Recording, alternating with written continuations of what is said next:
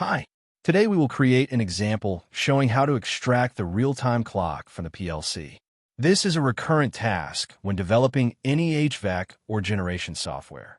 In this quick example, we will demonstrate how to get the time from the PLC and then how to use it in the upcoming steps. Let's go to My Codes and add a new program. We'll create an ST program called getRDC program to extract the time and date from the PLC. We'll assign this as a slow task, as you don't need to use a fast task for this.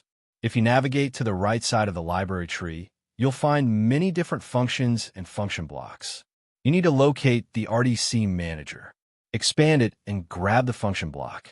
Remember, it's a function block, so you need to instantiate it. Create an instance name, for example, RTC function, which will be created as a local variable. Once instantiated, all the output variables will be available on the right side. You'll need to create some global variables to use across your application and link them here. For the status variable, we already created it as an unsigned integer. You can simply double-click to link it.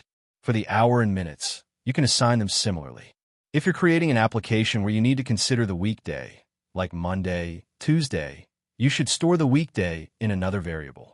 If you need to define holidays during the year, you can also use variables like month, day, and year to build logic around those dates.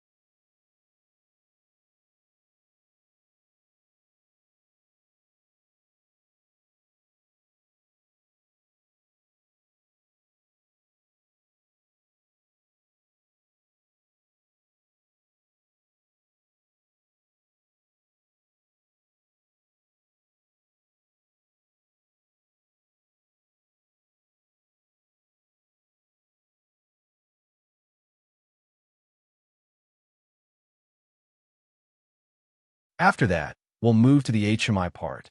We'll connect the variables to the HMI so you can see the hour, minutes, or any other data you select. Finally, we'll run the simulation. Don't forget to upload the program to the PLC to see the results in the simulation.